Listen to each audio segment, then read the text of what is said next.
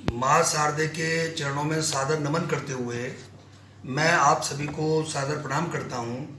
आप सभी का एमएल कौशिक यूट्यूब चैनल में हार्दिक स्वागत करता हूँ, हार्दिक अभिनंदन करता हूँ। मूल्यांकन एक ऐसी पद्धति है जो विभिन्न तरीके से की जाती है, जिसमें कहीं ओरल टेस्ट होता है, कहीं प्रोजेक्ट बनवाया जाता है, कहीं तमाम ऐसे वर्क दिए जाते हैं जैसे नोटबुक्स का इवेल्यूएशन है, कहीं रिटन एग्जामिनेशन है, कहीं वाइवा है, बहुत सारी चीज़ें आती हैं। और आज जो पेंडेमिक सिचुएशन बनी हुई है उसको देखते हुए सीबीएसई ने आज 5 जुलाई 2021 को एक सर्कुलर दिया है।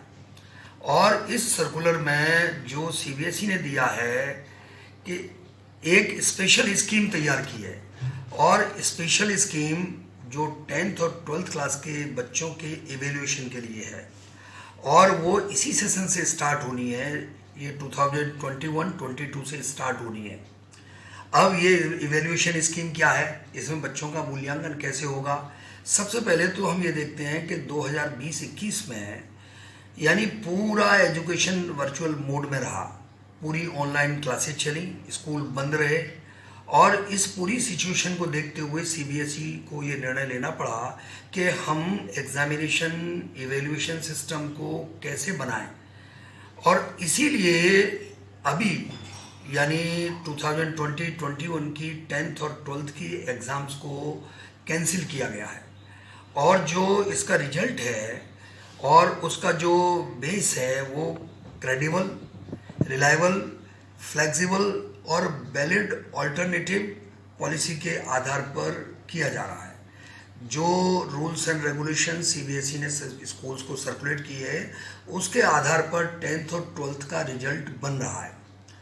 अब हमें ये देखना है कि भाई जो नया इवेल्यूएशन सिस्टम है उसमें क्या होगा। अब नए इवेल्यूएशन सिस्टम में जो सर्कुलर है एज पर सीबीएसई, उसमें यानी 2 बार में एग्ज़ाम होगा, पूरे साल में 2 बार में एग्ज़ाम होगा। और इसमें फर्स्ट टर्म और second term, first term second term वो किस तरह से होगा उसके लिए सिलेबस डिसाइडेड होगा, और approx 50% syllabus for first term होगा और 50% सिलेबस फॉर सेकंड टर्म होगा। जब सिलेबस सीबीएसई डिसाइड कर देगी, और इसके लिए ऐसे एफर्ट्स किए जाएंगे जो कि बच्चों का जो असेसमेंट है वो इंटरनल असेसमेंट या उनका प्रैक्टिकल बेस्ड है, प्रोजेक्ट वर्क है, और मोर क्रेडिबल और वैलिड वो बने, इसके लिए डिफरेंट मोड्स इवेल्यूएशन के दिए जाएंगे। अभी जो ये सर्कुलर है और उस सर्कुलर में ये बताया गया है कि जो करिकुलम है उस करिकुलम को यानी वो बांट दिया जाएगा, वो 2 पार्ट्स में होगा। और टीचिंग जो है वो डिस्टेंस मोड में है, और 10th और 9th क्लासेस का जो इवेल्यूशन चलेगा, तो 10th और 9th का इवेल्यूशन चलेगा उसका, और साथ में एक फर्स्ट टर्म होगा, एक सेकंड टर्म होगा, और जिसमें 3 जो है पीरियोडिक टेस्ट होंगे। यानी आप ये देखिए 9th और 10th के लिए जो आगे सिस्टम चलने वाला है उसमें यानी 2 term, first term, second term, और 3 periodic test, first, second, third, इसके बेस पर इवेल्यूएशन होना है। और अभी और 11th-12th के लिए जो इवेल्यूएशन का पैटर्न, उसमें थ्रू आउट द ईयर यानी फर्स्ट टर्म, सेकंड टर्म और उनके यूटीज हैं। अब हमें ये देखना है कि इस तरह से जो सिस्टम होगा, जो इंटरनल असेसमेंट और थ्रू एग्जामिनेशन, डिफरेंट टाइप्स के जो मोड्स हैं असेसमेंट के, उसके आधार पर जो असेसमेंट होगा उसके लिए एक स्टूडेंट प्रोफाइल बनाया जाएगा, और सीबीएसई फैसिलिटेट करेगी कि हम बच्चों के जो इंटरनल असेसमेंट के मार्क्स हैं उस पर हम अपलोड करें, और इसके लिए जो डिटेल्स गाइडलाइंस हैं वो सीबीएसई हमको रिलीज़ करेगा, प्रोवाइड कराएगा। अब हमें देखना है कि जैसे फर्स्ट टर्म एग्जामिनेशन है, तो फर्स्ट टर्म एग्जामिनेशन जो अब इस साल में होने वाला है वो बिटवीन नवंबर एंड दिसंबर होगा, यानी in these 2 months there will be first term examination. और इसका जो विंडो पीरियड है वो 4 to 8 वीक्स का है। 4 to 8 वीक्स का विंडो पीरियड रहेगा और इसमें जो क्वेश्चंस आएंगे वो मल्टीपल चॉइस क्वेश्चंस होंगे, एमसीक्यू बेस्ड क्वेश्चंस होंगे। इस एग्जामिनेशन का जो ड्यूरेशन है वो 90 मिनट्स का होगा और सिलेबस अप्रॉक्स 50% सिलेबस, जो पूरा सिलेबस है उसका फर्स्ट टर्म के लिए 50% सिलेबस होगा। और क्वेश्चन पेपर्स हैं वो सीबीएसई बोर्ड के द्वारा भेजे जाएंगे और एग्जामिनेशन के लिए सेंटर बनेगा और सेंटर में एक्सटर्नल सेंटर सुपरिंटेंडेंट होगा और एक ऑब्जर्वर भी होगा। इन दोनों की नियुक्ति बोर्ड के द्वारा की जाएगी और इसमें OMR सीट्स जो हैं उनको अपलोड सीबीएसई को डायरेक्ट किया जाएगा या एक उसका एक ऐसा इवेल्यूएशन सिस्टम होगा कि वो स्कूल में इवेल्यूएट करके उसके मार्क्स को अपलोड सीबीएसई को किया जाएगा और ये तुरंत होगा, सेम डे होगा। और मार्क्स जो इसमें आएंगे वो ओवरऑल रिजल्ट को कंट्रीब्यूट करेंगे, यानी फर्स्ट टर्म में जो मार्क्स होंगे वो ओवरऑल रिजल्ट को कंट्रीब्यूट करेंगे। और इसी तरह से सेकंड टर्म जो होगा वो ईयर एंड में होगा और ईयर एंड में जब होगा तो that is March and April, March April में होगा और मार्च अप्रैल में 50% सिलेबस, जो पूरा एंटायर सिलेबस है उसका 50% सिलेबस वो सेकंड टर्म के लिए होगा। और इसमें जो ड्यूरेशन है वो 2 आवर्स का होगा और अगर पेंडेमिक सिचुएशन कुछ इस तरह की रहती है तो उस ड्यूरेशन को रिड्यूस करके 90 मिनट्स कर दिया जाएगा। इसमें जो क्वेश्चंस होंगे वो एमसीक्यू क्वेश्चंस होंगे और इसके साथ में ही जो मार्क्स हैं और जो मार्क्स आएंगे वो भी ओवरऑल रिजल्ट को कंट्रीब्यूट करेंगे। जो इसके साथ में तमाम जो इंटरनल असेसमेंट हैं और वो असेसमेंट जो होंगे उनके मार्क्स भी जो है अपलोड किए जाएंगे, सीबीएसई को भेज दिए जाएंगे। अब क्या है कि असेसमेंट एंड एग्जामिनेशंस, इस पर हमको विचार करना है। तो डिफरेंट सिचुएशन रहेगी। अब 3 सिचुएशन बनती हैं।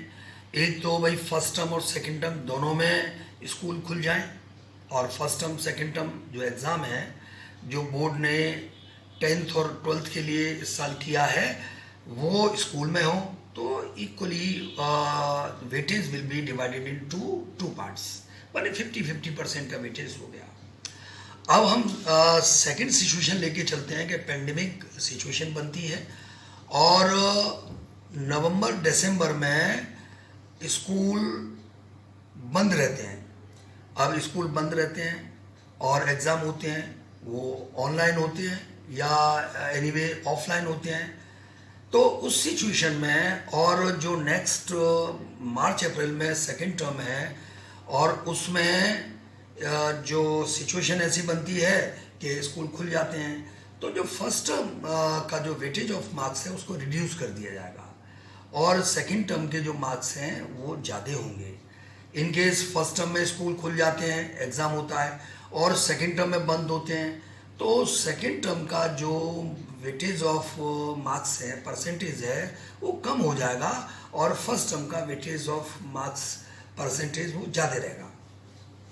इस तरह से टोटल हम देखें जो इस तरह की पॉलिसी बनाई है, यानी ईयर में 2 टेस्ट होना है, फर्स्ट टर्म है, सेकेंड टर्म, ये 2 एग्ज़ाम हैं और इन दोनों एग्जामिनेशन के बेस पर एक इवेल्यूशन सिस्टम बनेगा और इवेल्यूशन सिस्टम से बच्चों का एक फेयर इवेल्यूशन होगा और इवेल्यूशन के आधार पर ही बच्चों का रिजल्ट दिया जाएगा।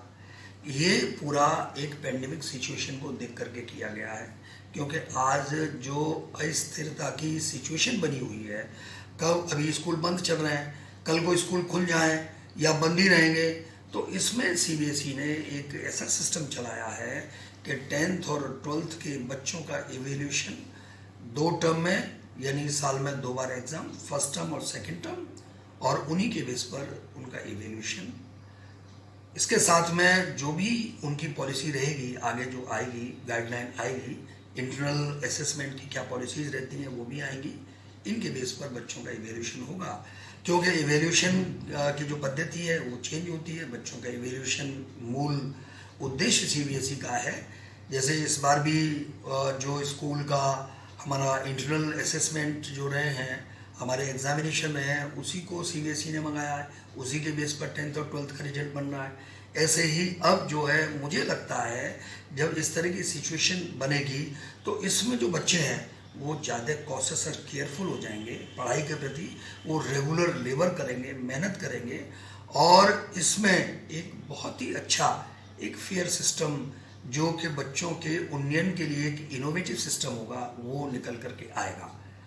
मैं समझता हूँ ये जो सिस्टम सीबीएसई दे रही है ये अच्छा सिस्टम है। मैं इसकी तारीफ़ करता हूँ, इसको अप्रिशिएट करता हूँ, और आगे इसी तरह के तमाम इनोवेटिव सिस्टम्स आएंगे तो अच्छा रहेगा। एक इनोवेटिव सिस्टम इस रूप में भी आया कि 10th और 12th के जो इस बार इंटरनल जो हमारे एग्जामिनेशंस हैं उनके बेस पर, बोर्ड एग्ज़ाम तो कैंसिल हो गए, उनके बेस पर हो रहा है। तो उससे क्या हो रहा है कि बच्चों के जो टेस्ट हुआ, जो हाफ ईयरली हुआ, मिड टर्म हुआ, जो प्री बोर्ड हुआ, इनके बेस पर जो रिजल्ट बन रहा है, अब बच्चों को ये लगता है काश हमने उन एग्जामिनेशंस को सीरियसली दिया होता तो हमारे मार्क्स बहुत अच्छे आते, है ना। तो ये सब सिचुएशन है। तो मैं सीबीएसई की इस पहल की तारीफ़ करता हुआ अपनी वाणी को विराम देता हूँ और बच्चों को इस बात के लिए प्रेरित करता हूँ कि वो अब सजग हो जाएं और अच्छी तरह से पढ़ाई करें और मन लगा करके पढ़ाई करें, अपने सिलेबस को ध्यान से देखें, और जो सिचुएशन बन रही है examination first term second term उसके लिए मेंटली प्रिपेयर्ड हो जाएं। Thank you very much. इस वीडियो को बनाने में मिस्टर नवीन वशिष्ठ ने अपना महत्वपूर्ण योगदान दिया, उनको थैंक्स कहता हूँ, और आप सभी को भी बहुत बहुत धन्यवाद। Thank you very much.